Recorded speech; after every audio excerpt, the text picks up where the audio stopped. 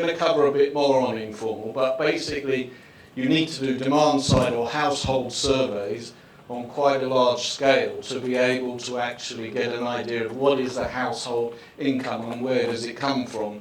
Now, there's a lot of challenges around measuring informal remittances, partially because a lot of the people using them don't know whether they're formal or informal in the first place. So you can't even ask somebody, say, do you use informal remittances? You have to be saying, how do you receive your money? And then they'll say, oh, I get it from my friend. And where do they get it from? Oh, well, that gets sent to their bank account, and then they withdraw it for me and give it to me. Or my family member comes home once a year and they bring all their money in their pocket. So depending on the different methods that are used, some of them we might actually classify as formal. So like somebody crediting your bank account, but you then giving the money to your family member, is strictly speaking an informal transaction, but that would get counted in the numbers as formal. Whereas you coming home with a mass of Swedish crowns in your pocket and giving it to your family, that would be definitely an informal transaction. So it's a mixture of, if a study's been done, then we can use that and extrapolate. There are certain studies that have been done for certain communities that's sort of at a national level try and project what is the informal number, and then we can use those to try and extrapolate in similar countries.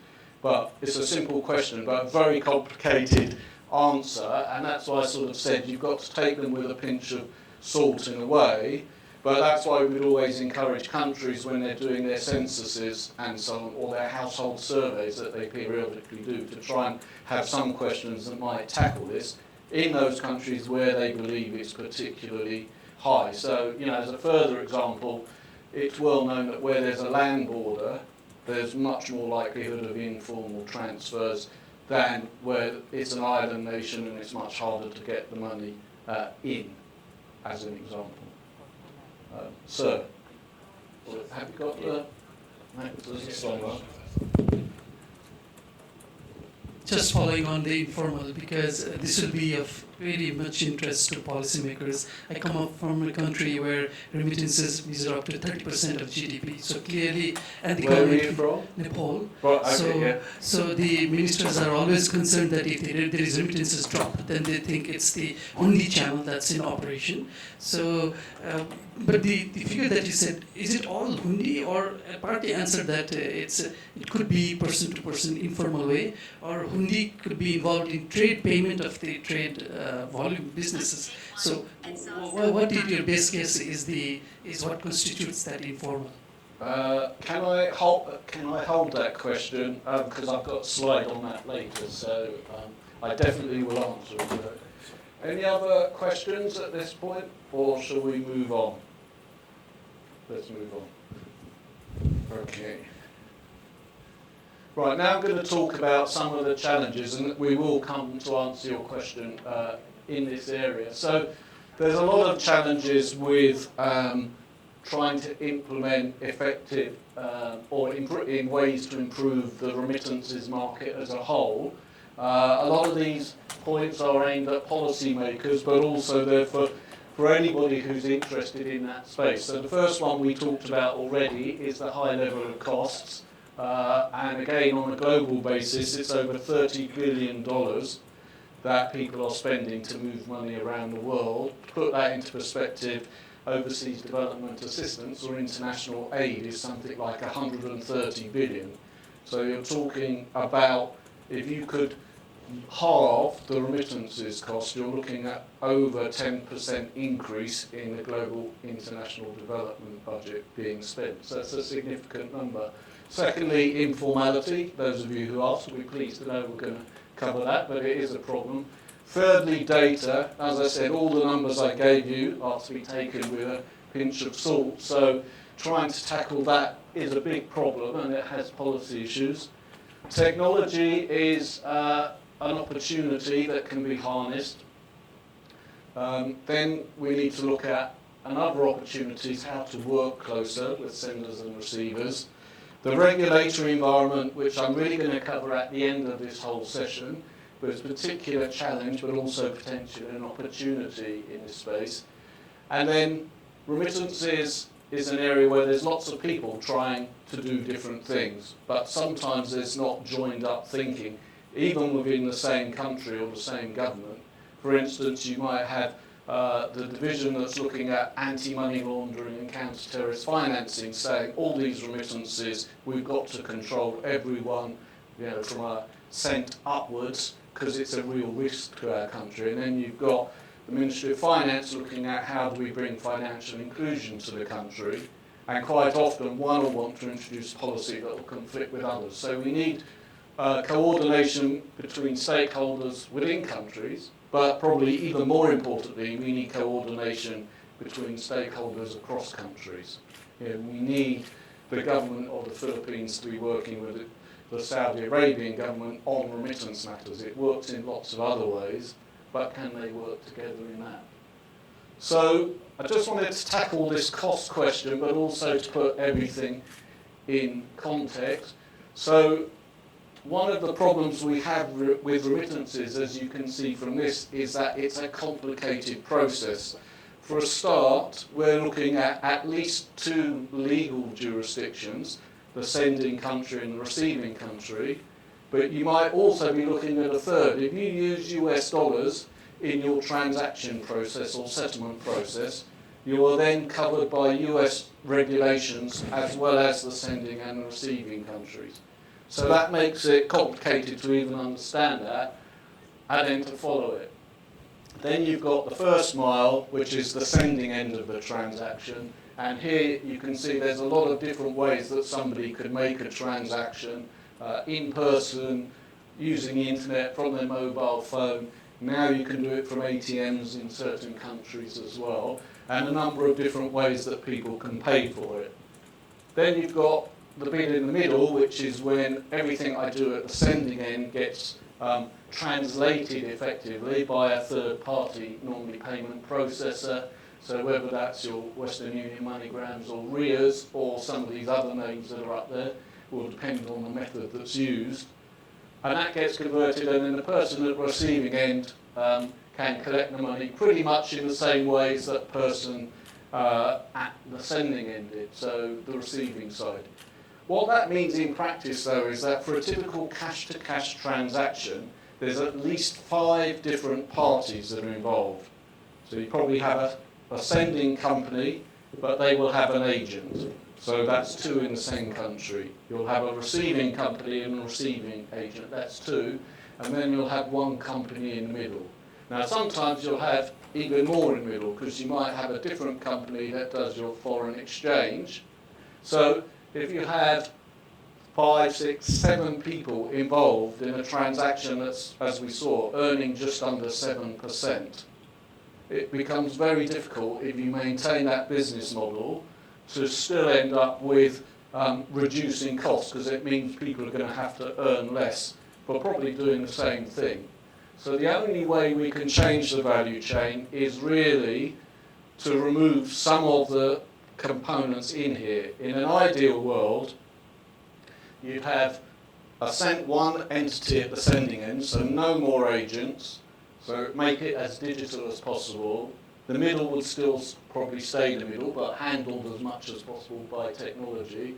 And the receiving end would be also as digital as possible. So if it goes onto your mobile phone or into an account, that's much cheaper for the operators than having to go and collect cash somewhere.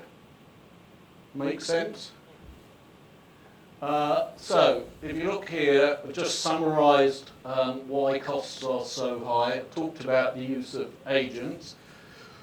In certain countries we have exclusivity agreements. So this is where a money transfer company has signed up a local payout partner only to be able to work with them, which means if you're a new service provider and you want to offer service to a country where exclusivity is in place, you probably haven't got anybody who you can work with locally, which is a big problem.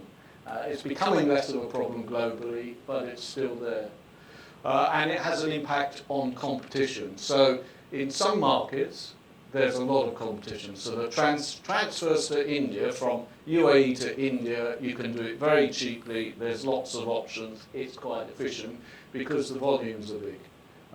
Jonathan is based in our Sydney office, and he'll tell us very clearly, if you're sending from New Zealand to Tuvalu, population of what, 10,000 is it, Tuvalu? With the best will in the world, you're never going to have a competitive market there. So one of the big challenges with some of the smaller countries that are quite dependent on remittances is that it's very hard to encourage a competitive market, because it's difficult to build a business case if you're a private sector supplier. So, it's one of the things when we say level of competition, it's not always about creating the right environment. It's always about creating the right environment for a country, but it's really about understanding what that country offers in the way of opportunity to private sector operators, if that's who you want to have providing services. Compliance costs. So this is an area that anytime you talk to a money transfer company now, they will tell you compliance costs are large and they're increasing all the time. Certainly they're much larger than they were 10 years ago. The estimate is that in a typical remittance transaction, the compliance costs now are about 0.5% of the cost is made up of meeting compliance challenges. So, the compliance costs are typically making sure it's a systems cost normally, or it's a cost in making sure you're meeting the anti-money laundering and counter-terrorist finance regulations for the sending and receiving countries. That's the main areas, but then you've also got local reporting costs and maybe certain compliance elements there. But I think what's undoubted is that we live in a world where compliance has become so much more important and relevant, and from the remittances viewpoint, it used to be that most of the transactions, because the global average is estimated to be about $350, that most of the transactions were actually below a threshold that you needed to do the enhanced due diligence checks that are required under FATF guidance. However, because countries are allowed to impose whatever levels they want, even under a risk-based approach, most countries have now gone to where you need to provide full KYC for every single transaction. And undoubtedly that has increased the cost for some operators. But I think that's where we are, and there are ways to make that more efficient. The different costs in the value chain, you saw the value chain there, it needs to be divided out amongst operators, but to put it into perspective, on a typical cash-to-cash transaction, the agents involved are taking about 50% of the revenues. So if you've got agent, then a company in the middle, and then the agents on the receive side, they're taking about 50% of the revenues. So if you could remove the agents, you could halve the remittance prices, or maybe 40% down. And then I mentioned about the small size of of some corridors makes it difficult to introduce competitive prices. So some of the solutions we can look at, changing the business model to become more digital, that's absolutely for sure. Bringing greater transparency will actually help to bring more people into the formal sector. So this will be the use of financial literacy tools. I know there's a session on that tomorrow, but also Jonathan's going to talk later about some comparison sites and the role that they have. Another point is financial inclusion linked products. So we don't see many of these, but we are beginning to see services where, for instance, here in the Philippines, you can pay your utilities on your mobile phone. So services that allow somebody in another country to credit your mobile wallet so you can then pay those would have a strong incentive to get more people to use financial services. And then finally, one of the big solutions is for regulators to create an even playing field. So what do I mean about that? I'll talk in more detail, but in a nutshell, remittances were traditionally a very bank-dominated product. and all the regulations that applied around remittances often were designed for banks, but money transfer companies were trying to fit in with that model.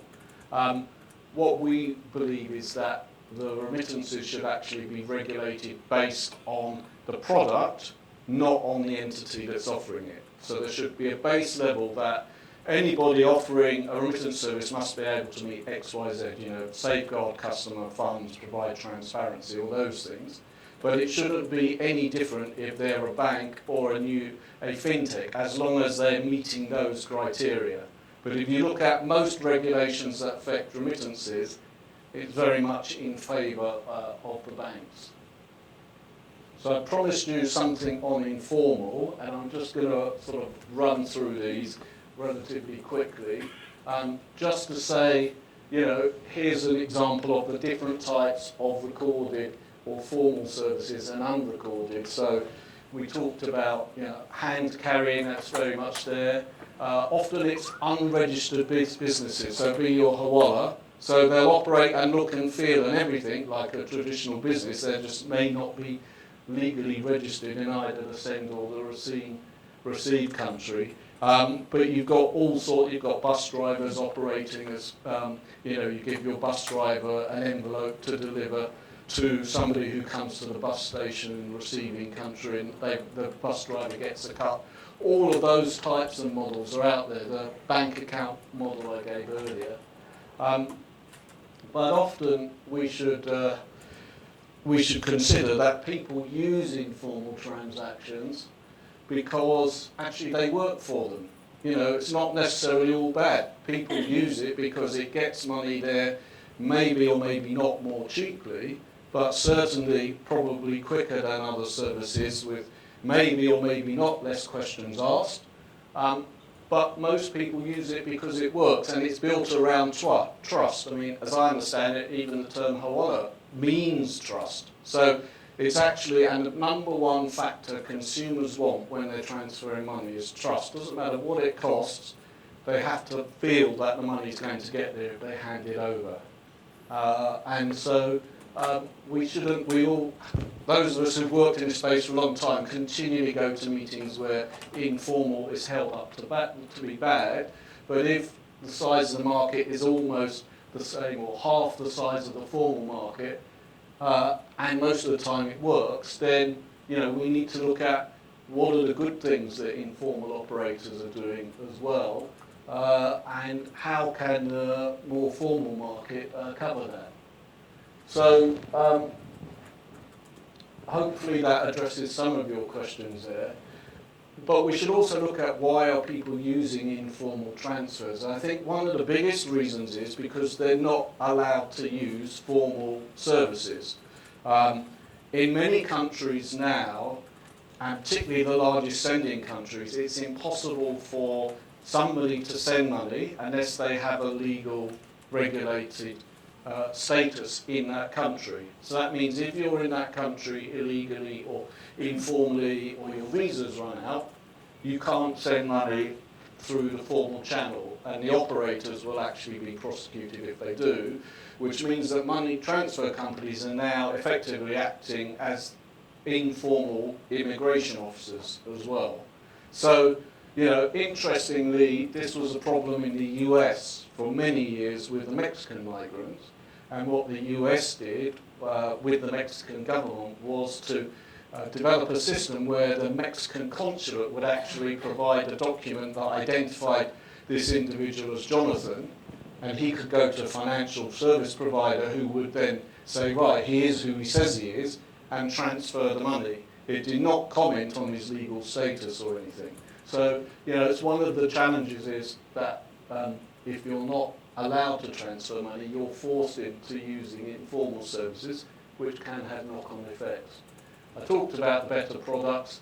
One of the other areas that leads to informality is parallel market exchange rates, because people can often get a better exchange rate, significantly better on the black market, and that means that they're almost encouraged to go somewhere else to get the best deal for their family. And in some communities, informal is culturally used and accepted. And so not only would you have to come up with good commercial reasons for them to change, but also cultural reasons. And then the final one, which is different to the first sub-bullet point there, is that in many cases, the way that the informal services work, they can get into very rural areas very quickly. A lot of home delivery types of services and so on, which are just not provided by the formal operators. So we've talked about how difficult it is to obtain the information, but I think here's another way of saying here's the types of services that are sent. So bulk payments, the money transfer companies themselves can be wittingly or unwittingly involved by third-party settlements. So this is where a money transfer operator who's paying out in a certain country has some invoices that need paying in another country, and instead of them paying them themselves, they will ask the sending money transfer company to settle them on their behalf, which clearly has a lot of issues around compliance and so on, but is very much seen to be happening. And I think one of the things is everybody here familiar with de-risking? A few nods. Okay, everybody stood up and putting their hands up, so that's fine. So de-risking is the phenomenon we've been seeing over the last 7 or 8 years, where it's become very difficult for money transfer companies, or actually quite a lot of fintechs, to be able to obtain a bank account to be able to operate their business. And they would need a bank account in most cases to meet the local licensing requirements. So, and the reason for that is largely driven out of the US and the clearing banks there, with the massive fines that they've had 5 years or so ago now, most of them, basically said when they looked at their portfolio of business, remittances is an area that we consider high risk, and because we don't know how they control the businesses and the returns we get from remittances are not particularly high, we're just going to say we don't want to deal with remittance companies. And so that's made it very difficult for money transfer companies to open accounts. And I know it's been happening here with Filipino businesses, Australia, it's a global phenomenon. I think in the Pacific it's bad, in Europe it's bad. And you know, we know of companies that were operating out of the UK where they lost all of their bank accounts. They still wanted to continue servicing, so what did they do? They put, like this is literally the case, they paid people to get on a flight with a bag of probably $1, $2, $3, $4, $5 million in their hand luggage and fly to Dubai and deposit it in an account there.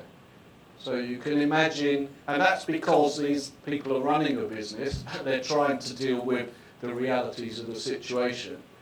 But the knock-on of that is there's a regulatory impact, but also there's a cost impact as well.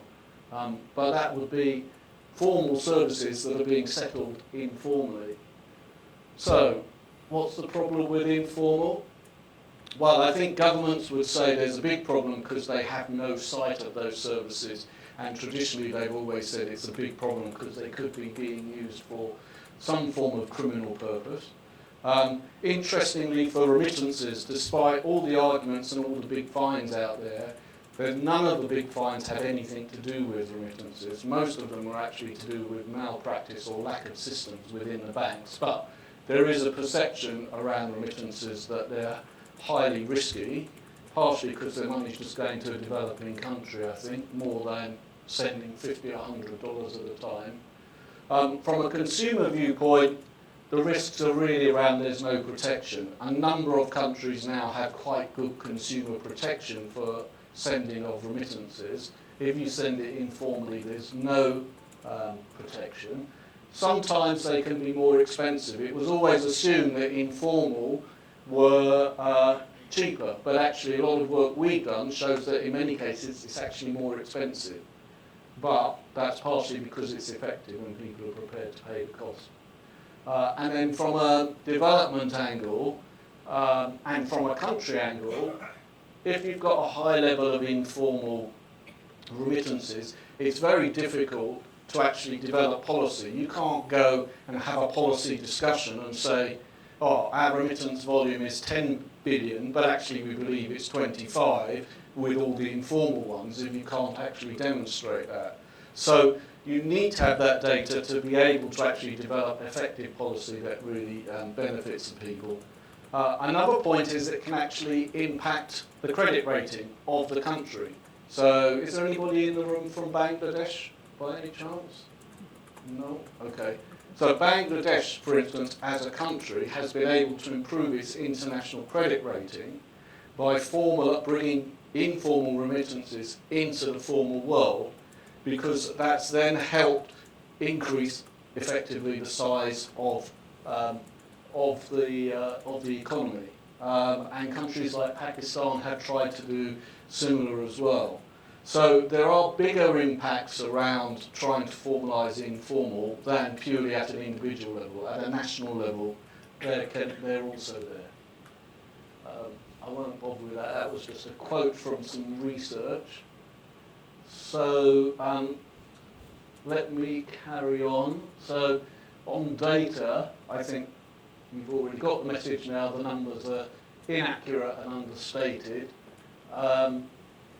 And we think, there's a big opportunity missing here. If we had accurate data, we could make better decisions. We could also encourage more businesses to enter the market where that made sense. And actually it'd be pretty easy to do because most countries have a licensing regime now. So why not just make or enforce make it a condition of the license that the money transfer operators who have the license have to provide information in a particular way on a regular basis to the appropriate body in the country. So Australia, under Austrac, you have to report, correct me when I go wrong, John, but as I understand, you have to report every single transaction, normally electronically, normally on a daily basis, to Austrac, the Australian regulatory body. They then have programs internally that